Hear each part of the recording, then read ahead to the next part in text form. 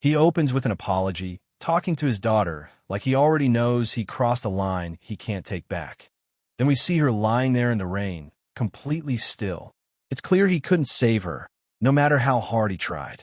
And he admits the truth. He wasn't just too late. He was the one who ended her life. He's kneeling in front of her body again, soaked in rain, realizing he's right back at the same ending he's hit every single time. He admits it wasn't a one-time failure. This tragedy kept repeating no matter what he did. And then the real weight drops. He didn't lose her once or twice. He lost her 99 times. He kneels beside her one more time, staring at the same ending he's been forced to watch over and over. Then he stands, wipes his tears, and reminds himself of the brutal truth. After failing 99 times, he's down to his final shot. You can see the weight in his eyes. This is it. One last chance to save her, or lose her forever. He speaks to Dammy with full conviction, asking her to trust him one last time. He builds himself up, reminding both her and himself that this final run is different. This is the one he refuses to waste. And you see it in his eyes. The fear, the pain, all of it gets pushed down. What's left is pure determination. This time, he won't fail. He jolts awake, breathing hard, like the nightmare he just saw wasn't a dream, but a memory he can't escape. He turns to the TV, and the broadcast is already showing chaos in the streets. Strange figures attacking people, the first signs of everything falling apart. And just like that, the outbreak hits full force. People are dragged down and torn apart, and the world he knew disappears in seconds. His daughter walks in, wondering what has him so tense, completely unaware the world is about to flip upside down. From that moment on, it was just the two of them, father and daughter, trying to stay alive in a world that no longer made sense. But surviving wasn't easy. He holds her in his arms during one of the countless attacks, begging her to wake up, terrified he's losing her again. Because in this new world, everything became hell. And for a middle-aged man and a young girl, making it through each day felt almost impossible. Everything they went through, every fight to stay alive, it all came crashing down in a single moment. And just like that, they died. No heroics, no escape, just a brutal end to their struggle. But right when everything should have been over, something snapped. Literally. The rope breaks, and instead of fading out, their story takes a sharp turn. Right after death, he finds himself standing before a radiant, godlike being, something far beyond anything from the world he just left. And this entity gives him the impossible. Another chance. One more shot to change everything he failed to protect. He snaps back to consciousness, eyes wide, realizing this isn't a dream. He's really been sent back. He wakes up in his room, staring at the ceiling, and the number floating above him tells the truth. He's back at attempt 99. He sits up, confused and checking himself over. No wounds, no bruises. He's perfectly fine, which only makes it more unreal. Then it hits him. The room, the air, everything around him is exactly how it was before the world ended. He realizes he really has gone back. He notices the glowing number and realizes it isn't just in his head. It's real. He looks at his reflection and sees the number floating above him. That's when it clicks. This is his 99th reset. He clenches his fist, panic and urgency hitting him all at once. He rushes to Dammy's room, banging on the door and shouting her name, terrified she might not be there. He needs to see her. Now, Dammy opens the door annoyed, half asleep, wondering why he's freaking out in the middle of the night. But he grabs her immediately, panicking, checking if she's really alive. He can't help it. He's watched her die too many times. She tries to pull back, startled, but he holds on tight, refusing to lose her again. With no time to explain, he drags her out of the apartment. He just tells her to follow him, because he knows what's coming, and they can't waste a second. Dammy begs him to slow down and explain, but he doesn't even look back. He knows what's about to hit them, and wasting time means dying again. He tries to warn her, shouting that if they don't move now, they're both dead. And before he can even finish the sentence, the first zombie lunges out of the darkness, exactly like he remembered. He wakes up screaming again, realizing the reset happened once more. His eyes lock onto the number above him, and the shock hits instantly. He processes it fast. He's back again, but something's different this time. The number dropped. His chances went from 99 to 98. Every death really is burning through his remaining attempts. He's stunned for a moment, realizing something important clicked in his head. That's when it hits him. The number floating above him isn't random. It's his remaining lives. In simple terms, it's counting how many more chances he gets to fix everything. And every one of those chances exists for one purpose: to save Dammy before it's too late. He fought through the apocalypse again and again, smashing through every monster in his way just to keep her alive. He pushed himself past every limit, doing whatever it took, even when it meant letting go of what made him human.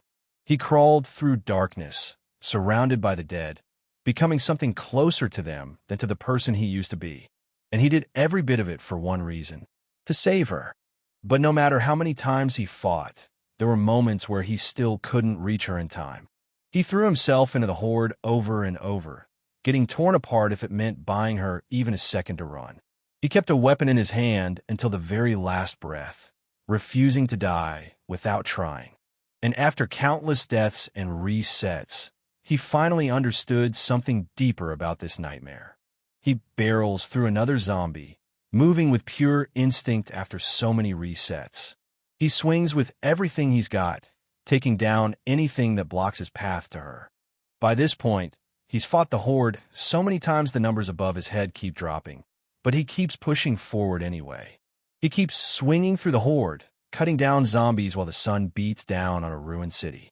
With only 13 chances left, he puts everything into every strike, refusing to slow down for even a second.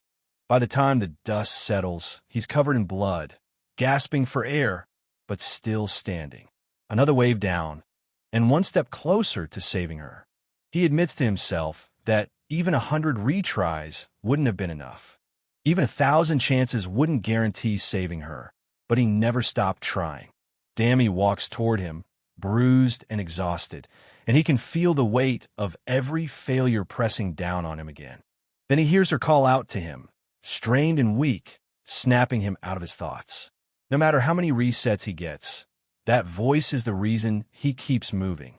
Her voice reaches him, barely human, begging him to save her even as the infection takes over. But the moment she lifts her head, he sees the truth. She's already turned, and the daughter he's been fighting for is gone again. He still holds her tight, even as she bites into him. A weak father with nothing left except the instinct to protect her, no matter the cost. And every time it ends like this, he realizes the same painful truth. A father as powerless as him can only lead his daughter to death. He's holding Dammy in his arms, gun raised beside her head. You can see it on his face. He's reached the point where he thinks this is the only way to stop her suffering. Back in the present, his eyes stay shut, but a tear finally escapes. The memory hits harder than the pain itself. His eye opens slowly, that tear sliding down. He's not panicking. He's remembering exactly why he can't afford to fail again. He lies in bed motionless, still stuck between shock and exhaustion, like his body hasn't caught up to what his mind remembers. He slowly pushes himself upright, the blanket sliding off as he sits there in the dim room, breathing like someone who just crawled out of nightmare. His eyes open halfway, unfocused and heavy, and a single tear rolls down as the weight of everything hits him all over again. Dammy wakes up on the floor, blinking in confusion, still holding her phone. She mutters, "Huh," and pushes herself up. She steps into the hallway, annoyed and half asleep, asking why her dad is making noise this late. She stops when she sees him at the counter, quietly packing gear and checking a flashlight, like he's getting ready for something serious. Dammy freezes in the doorway, her eyes widening. She can tell something's off from the way he's staring at her, but she doesn't understand why. He looks back at her like he's seeing a ghost he's lost 100 times already. His voice cracks as he whispers, "Dammy?" His hand slowly lifts toward her, shaking hard, like he's terrified she'll disappear if he touches her. Then he snaps, pulling her into a tight hug without warning, clinging to her like he's afraid she'll slip away again. Dammy stumbles, confused and breathless, trapped in his desperate grip. He leans in close, his voice low and steady, whispering a promise he's terrified to break. He holds Dammy tightly, like he's afraid she'll vanish if he lets go, vowing that no matter how many times he fails, hundreds, thousands, even millions, he'll keep fighting just to reach her again. His words soften, but the resolve in them is absolute. He'll survive every loop, every death, every nightmare, just to save her. He leans in close, voice low but firm, telling her to trust him. He calls her sweetheart, trying to steady her even though his own fear is bleeding through the cracks. She looks up at him, confused and shaken, whispering "Dad," as his hand rests gently against her cheek.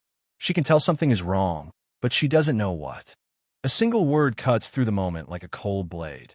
Dijion, the place where everything is about to change. He carries his daughter through the golden light, the weight of 99 failures on his shoulders. A simple truth lands. It took 99 attempts to find. He steps into the hidden clearing, calm for the first time. The perfect shelter. The soldiers guard the shelter, weapons ready, forming a safe zone while survivors are helped into the base. The place finally feels defensible. Inside the medical ward, hospital staff rush around treating the injured. He lies in a hospital bed, unconscious but stable, surrounded by calm, focused doctors. Time passes and order returns. Kids play outside under the sunlight, families gather, and the community finally looks alive again, like hope has taken root. That place, it really was the perfect home. His voice carries a quiet warmth, filled with memories of safety, sunlight, and peace. The words echo in darkness, slow and heavy, like he's rewinding through decades of a life already lived. He sits in a wheelchair, older now, holding a bouquet as soft light pours over him. My whole life there, every wrinkle, every breath, carries the weight of years spent surviving, loving, and remembering. The old man looks over the endless rows of graves. His voice is soft, almost cracking. He says he's been here for 40 years, and that his daughter has waited long enough. He leans forward in his wheelchair, placing the bouquet down with trembling hands. He explains that he moved carefully all these years because this was his last shot to get it right. A close-up of the flowers glowing in the sunset. He murmurs that now, finally, he's sure. He looks at the gravestone with a soft smile, finally understanding. After everything, this place is the one sanctuary he can trust. If they can just reach it alive, it'll be where they can rest for good. He lifts the gun to his temple, hands steady even as his voice cracks. He whispers for her to wait. He promises he'll be there soon. A father keeping the last promise he has left. The screen slams to black with a sharp blast of sound, cutting the moment in half like the world just snapped. He closes his eyes for a second, steadying himself. No panic, no hesitation. Just a quiet breath before stepping into whatever comes next. He and his daughter finally make it inside. She clings to his sleeve while he tries to catch his breath, eyes scanning the messy room like he's measuring every risk in an instant. He turns his head slightly, expression sharpening. Something ahead has already grabbed his attention, and he's ready to move before she can even ask what's wrong. He glances back at Dammy, keeping his guard up, but she looks uneasy, like she can feel something's wrong even before it happens. The narration drops the truth he never wanted to hear. Right before reaching the final shelter, Taejeon, Dammy died. Everything he fought for, everything he carried her through, ended right there.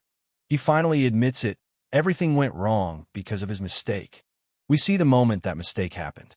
Dammy on the ground, bleeding out, while he tries to save her but can't.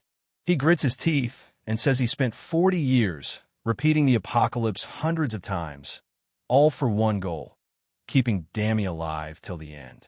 He tightens his grip on the door, veins popping, locking in his resolve for this reset.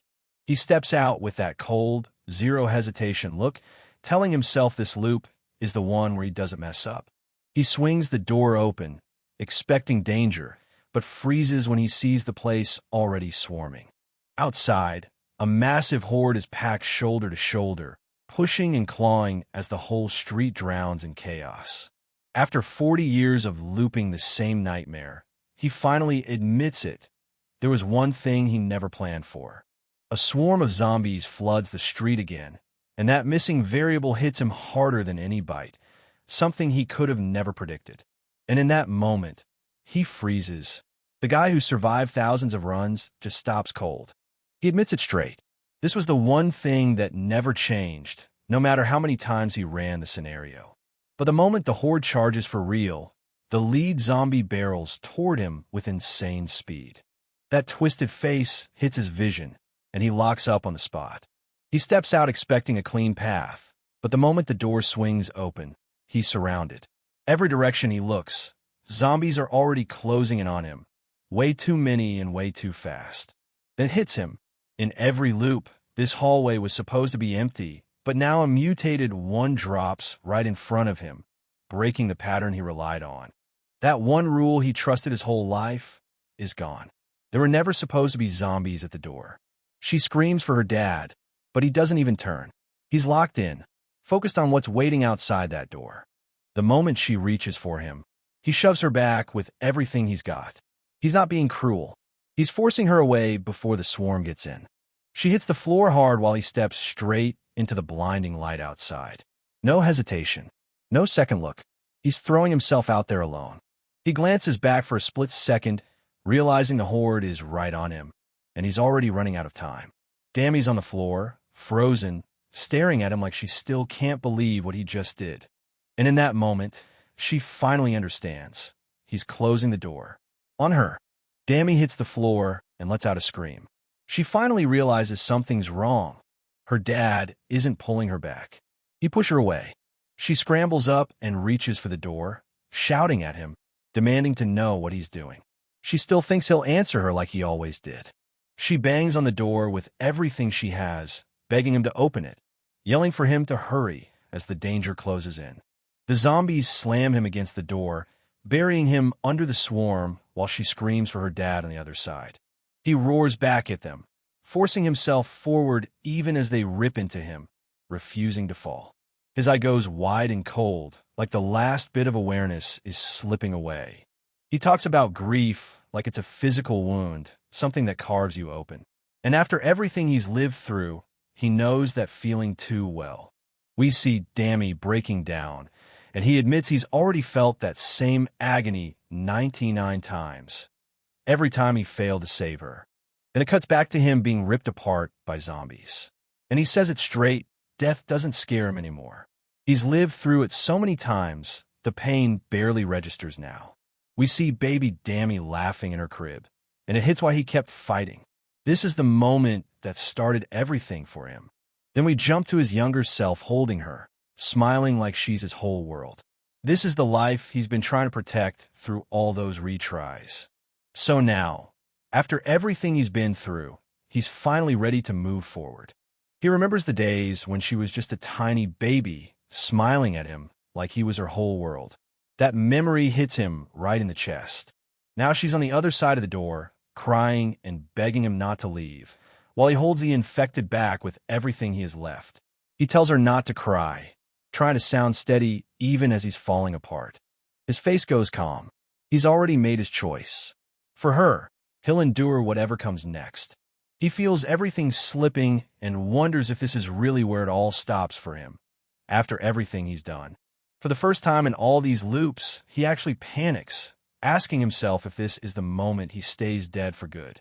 And as that thought hits, he sees Dammy being dragged into the horde, her face frozen in terror while the zombies close in on her. He slams his foot down, refusing to let this be the end. He rejects the idea completely. He's not accepting death, not accepting failure. He rises again, carrying the weight of every zombie piling onto him, forcing himself back into the fight with everything he has. He's completely locked in now. Even after dying over and over, he's saying it straight. He doesn't care how many times he has to go through it. 100, 1,000, whatever it takes. But then he stops himself. There's one line he won't cross, because the only thing he won't accept is losing her again. That's the one thing he refuses to let happen, no matter how much he suffers. He's losing it, screaming through the pain, but one thought keeps him anchored. If Dammy's still breathing, he's not allowed to stop. He forces his body upright, refusing to collapse, yelling that he can't let it end here, not when she's alive. And with everything he has left, he explodes forward again, tearing into the horde like a man who'd rather break the world than lose his daughter one more time. The bald zombie claws its way up from the pile, dragging its mangled body forward. Even in the chaos, its movements are focused, almost desperate, like it finally found a target. It rises, jaw unhinging, with a guttural grrue as it reaches out. Its eyes lock on him, red and hungry, as if asking why he's still standing after everything. Before it can take another step, a blur slices across the frame. His arm swings with brutal force, and the zombie's head whips sideways, the entire motion captured as a smear of speed and impact. The moment he drops down into the horde, everything explodes into motion. He tears through zombies with raw rage, every swing fueled by the thought of his daughter still alive somewhere. But a zombie lunges in and clamps its teeth deep into his shoulder. Flesh rips, blood sprays, and pain floods in, but he doesn't slow down. He snaps his head toward the attacker, eyes glowing cold and furious, and bites right back. If tearing himself apart is the price, he'll pay it. He's not stopping. He doesn't stop. He drags the zombie up by the hair, towering over it like a monster himself. The roar that comes out of him shakes the whole street. He smashes the next one, so hard its body bends midair. Every swing is pure rage, pure desperation, like he's tearing fate apart with his bare hands. Another zombie lunges, but he grabs it, leaps, and sends both of them flying across the rooftops. He's not fighting to survive anymore. He's fighting because he refuses to fall here. Not yet. Not while his daughter might still be alive. The horde rushes him again, their movements frantic and messy, but he's already stepping forward. His body is tense, focused, like everything around him has slowed down. He stands tall in the center of them, blood running down his chest, breath steady. The zombies snarl and creep toward him, but he doesn't budge. He turns slightly, muscles lit with a cold blue glow. His eyes sharpen, cutting through the darkness with that fierce light. The moment he shifts his stance, the whole street feels like it's holding its breath. The horde swarms in again, screeching like they've already won. It's chaos, the kind that usually ends with him on the floor torn apart. And just like that, another loop ends. His 100th failure. A death he's lived through so many times it barely feels real anymore. Meanwhile, she collapses at the door, shaking and out of breath. She's still alive, but only because he bought her a few more seconds. Sitting there, clutching her chest, she has no idea he just died for her again. She notices the door cracking open, light leaking through like the world outside just reset itself again. She lifts her head, tears still drying on her cheeks, but her expression shifts. It's confusion first, then realization. And that's when it hits her. He got another chance. The loop didn't end. He's coming back. She looks up at him in shock, still trying to process what just walked through that door. Her dad is standing there, covered in blood, barely human, but somehow still himself. He tells her not to worry. His voice is rough, strained, but steady enough that she freezes. He admits he isn't human anymore, and you can feel how much that truth breaks him, even if he doesn't show it on his face. But he still makes his promise. As long as he's breathing, no matter what he's turned into, he'll protect her. Every last second he has left is hers. He leans down a little, blood still dripping, eyes glowing faintly. His voice is rough but gentle as he asks if she's okay, like he's forcing the last bit of calm he is just for her. We open on Seoul, Mapo District, the title flashing over a quiet, uneasy night. A-Mart comes into view, the storefront half-wrecked, lights buzzing, the sale poster hanging crooked over the mess outside. A soldier steps up, eyes widening as he sees something off-screen. Fuck, what's this? The soldiers spot him walking up to A-Mart, and the tension goes straight through the roof. One of them steps forward, demanding to know who this guy even is. The man doesn't answer. He just stands there under the streetlight, calm like he didn't just walk through a whole apocalypse. The soldiers can't believe it. Zombies are everywhere. So how'd he make it here in one piece? Their commander loses patience instantly. He snaps, yelling at the stranger to speak up or get his head blown off, completely thrown off by how unbothered the guy looks. He steps forward, and the whole squad instantly tenses up. They notice something's off about him, staring him down from the entrance of Amart. The officer's face twists as he finally gets a clear look. Panic hits him fast, like he's realizing the worst possible answer to his own question. Then the guy fully steps into the light. Calm, steady, no fear at all. And that's when they all realize they aren't dealing with a normal survivor. The soldier eyes him again and throws out a weird question about him being a celebrity, all because of the sunglasses. Hyori steps in, shuts him down instantly, and tells them to get lost. She walks past them, cold and firm, saying there's no room here and they need to find another place. He leans in, but she shuts him down again, telling him to get lost. She's fully convinced he's just another burden. Then she pauses. Something about his face, something she didn't notice before, makes her stop mid-sentence. He finally explains himself. His daughter's been out there for a week, barely surviving. Her asthma's getting worse, and she's struggling to even breathe.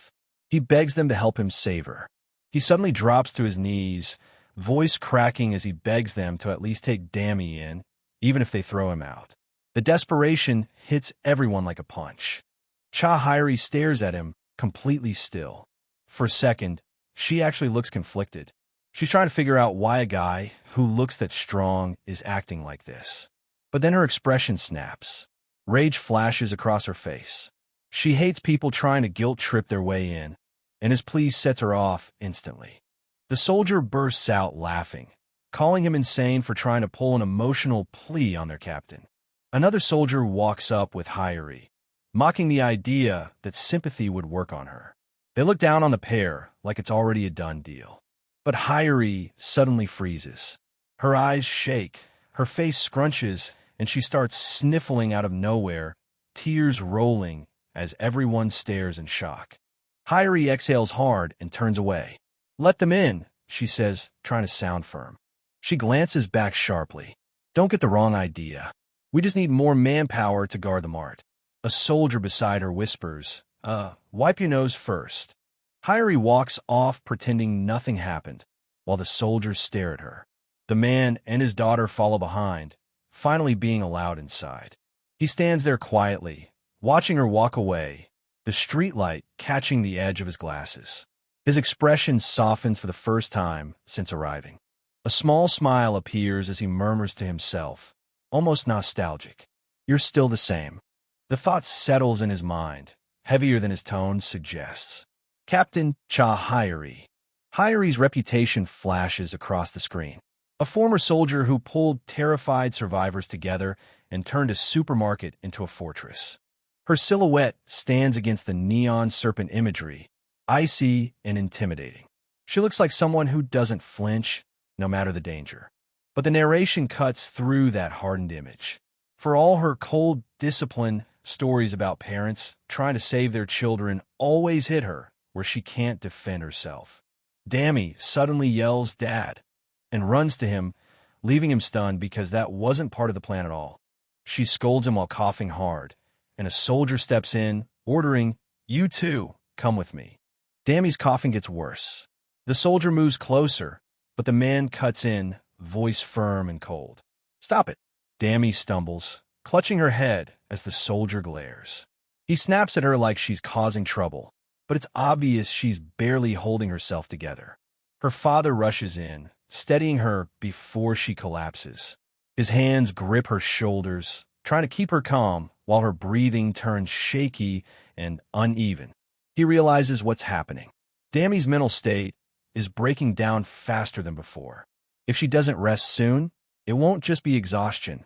Her safety will be at risk. The story rewinds to the incident, showing Dammy trapped behind a door as a zombie claws toward her. Everything that followed started from that moment. The word "even" appears, leading into his explanation. He admits he still doesn't understand how he survived a zombie bite, But instead of turning, he became strong enough to overpower them. He stares at his hands, the cold truth settling in. This body doesn't feel human anymore. Every movement, every breath, it's all different. The thought he's been avoiding hits him head on. Could it really be that he's crossed the line between survivor and monster? His gaze lifts toward the glowing sign of Amart Hapjong branch. This is where it all begins. The early survival route. He remembers the one chance to use his strange new condition to stay alive. He looks up at the huge collapse next to the mart, confused. Something feels wrong. This wasn't supposed to happen. Dammy leans closer to him, whispering that the place never collapsed in the past. The soldiers stare at him, suspicious. One of them scoffs, asking if he's some kind of time traveler with how strangely he talks. The soldier starts explaining, his face tense. 3 days ago, he says, remembering the moment everything went wrong. His voice drops. Zombies attacked us. That one line carries all the weight, the fear, the chaos, the people they lost. The scene jumps back to the attack. Cha Hyori is in the middle of it, firing non-stop, holding the line alone. Even surrounded, she doesn't back up an inch. She's the reason anyone survived that night. The soldier explains how the captain pulled the horde away, driving them straight into the neighboring building like bait. A visual of their escape line hangs between rooftops, showing how the squad fled while the zombies rushed inside. The explosives ignite, fire swallowing the entire structure as debris rains down. His voice drops, almost respectful. She blew the whole place and wiped out every last one of them. The soldier keeps talking casually, kicking at the rubble. He jokes about the zombies being flattened like dried squid, not realizing someone is standing behind him. He suddenly stiffens when he senses movement and turns around, only to see the man in sunglasses silently stepping closer. The man's expression hardens, eyes cold behind the glasses. He's not amused. He's listening now, and every word about the explosion is hitting him differently. The soldier laughs it off at first, smirking like the idea is ridiculous. But then the ground behind him starts shifting. A huge silhouette rises through the smoke, and the soldier freezes mid-sentence, realizing something's actually moving in that rubble. A massive zombie, way bigger and tougher than the others, pulls itself upright behind him. The soldier tilts his head up, eyes widening as he finally understands just how wrong he was. The mutant zombie looms in full view, its face twisted and rotting, red eyes burning through the darkness as steam rises off its skin. The soldier stares up at it, frozen. His confidence is gone, replaced by sheer panic as he tightens his grip on his rifle. The giant zombie lifts its massive fist, casting a shadow over him. He barely manages a confused, terrified, as the monster prepares to strike. The huge zombie crashes down, shaking the ground so hard debris shoots everywhere. The impact is so heavy it's like the whole street jumps. Captain Cha Hyori sprints forward without hesitation, already moving to intercept the threat while everyone else is still trying to process what they just heard. The soldiers rush out in panic, yelling that zombies are suddenly pouring in. None of them can figure out how the hell they appeared out of nowhere. Cha Hyori drops to one knee in front of Dammy, bracing herself as the ground shakes. She glances back at the two, making sure they're behind her and out of the line of fire. Hyori's tone flips hard as she roars across the lot, her voice cutting through the panic. She orders every soldier on standby to unleash everything they've got. The line of soldiers opens fire in sync, bullets raining out nonstop.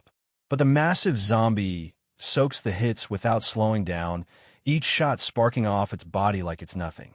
The mutant zombie charges in with a roar, its entire body shaking the ground as it smashes forward like a runaway boulder. One of the soldiers collapses backward, terrified and scrambling through the dirt. The screams around him only make his panic worse. He looks up, and a massive zombie towers over him, shadow swallowing him whole as it raises its arm for the killing blow. Hyori dives in and yanks the soldier out of the monster's line of fire. The brute's fist smashes the ground right where he was sitting, blowing debris everywhere. She pins him down and snaps at him, telling him to pull himself together unless he wants to die right here. The soldier panics but nods fast, trying to steady himself while the father and Dammy watch from behind. Hyori forces herself to calm down. She reminds herself this isn't the same situation as 3 days ago. She needs to be sharper now. Hyori snaps her head toward the rubble, eyes wide as the monster shrugs off bullets like nothing. This isn't an ordinary zombie. She sprints back toward the group, rifle up, scanning for a path. The soldiers behind her are already breaking formation. The ground is shaking. Hyori grabs Dammy and pulls her forward with everything she has, shouting over the chaos. Run for the mart. The monster barrels after them, each step cracking asphalt as everyone scrambles to escape.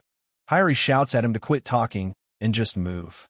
She's sprinting full speed, pulling everyone with her while the monster charges after them. He and Dammy break into a run, trying to keep up. Dammy's still coughing, barely steady, but forcing herself forward as the chaos explodes behind them. His expression sharpens. That flicker in his eyes shows he's done running. He's already thinking of jumping in before that thing reaches them. He drops into a low stance, eyes locked on the monster as it charges.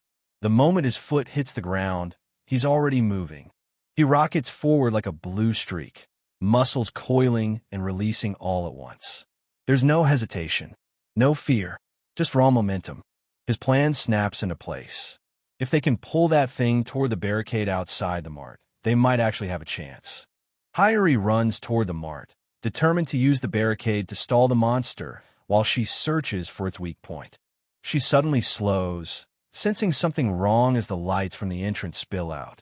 She turns the corner and stiffens. A crowd of civilians is still gathered on the first floor, exactly where they shouldn't be. Hyori stares at the terrified crowd packed on the first floor, her jaw tightening. This wasn't supposed to happen. They should have been gone already, yet they're still here, frozen in panic. Her boot slams down hard, frustration boiling over as she realizes this is going to complicate everything. The monster is coming, the barricade plan is ticking down, and now she has civilians blocking the path. She grits her teeth. Damn it, there's no time left. She has to adapt fast, or everyone in that mart is dead. Hyori rushes forward, barking out orders. She doesn't hesitate. I'll distract it. You three get inside. Her squad falls in behind her as she sprints toward the chaos. Dammy stands frozen when Hyori suddenly appears beside her. Hyori lowers her rifle for a moment, confused by the girl's presence. Dammy stammers, unsure, clutching her chest. Hyori's expression sharpens. Why are you alone? Where's your papa? She glances around, tense, realizing the situation just got a lot more complicated. Hyori freezes mid-sentence, her face twisting when the girl points behind her. She was ready to scream at the dad for abandoning his kid, but now her voice catches in her throat. Dammy slowly lifts her arm, still trembling. There, she says, pointing toward the battlefield. Hyori's eyes widen. The annoyance drains from her face, replaced by shock as she realizes what Dammy's pointing at. He drops down on the monster without hesitation, slamming his full weight into its skull. The impact cracks through the air like thunder, splattering blood across the ground. He straightens his back and raises what's left of the creature's head in both hands, calm and unshaken, as if he just took out a stray dog instead of a mutated zombie. The crowd recoils. A dad instinctively covers his little girl's eyes. A severed zombie hand lies on the ground, twitching slightly. A boot steps forward through the debris, calm and steady. Under the moonlight, he straightens up, wiping his mouth. Phew, the massive corpse behind him doesn't move anymore. Hyori freezes for a second when she hears him apologize. She wasn't expecting that tone from him. Dammy walks forward, eyes fixed on her father. The soldiers behind her look confused, unsure what's happening.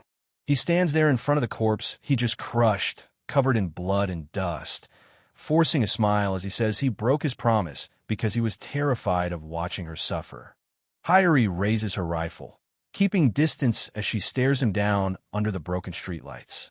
Who exactly are you? Her voice is steady, but the soldier behind her is clearly shaken. The man looks at his blood-soaked hands, then back at her, calm and unreadable, like tearing apart a mutant zombie meant nothing to him.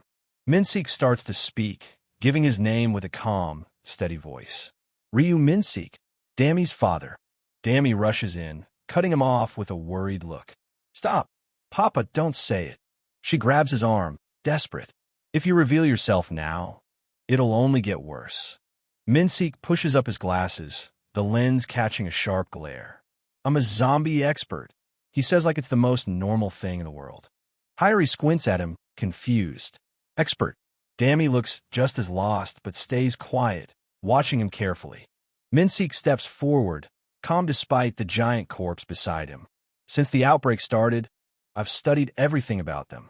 Their habits, their limits, what drives them, what stops them.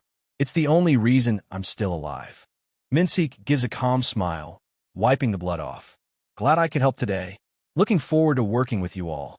Hyori relaxes a little, smiling back. Ah, I see. Her smile drops instantly. She grabs him by the collar, slamming him against the wall with a glare.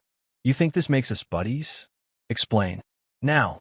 Dammy yells, what are you doing? But Hyori cuts her off, never taking her eyes off him. You stay quiet. Hyori points to the mangled corpse. You beat down a monster that bullets couldn't scratch with your bare hands. Her eyes narrow as she studies his glowing red ones. And those red eyes, they're the same as theirs. She grabs his collar, pulling him close. Answer me. Are you even human?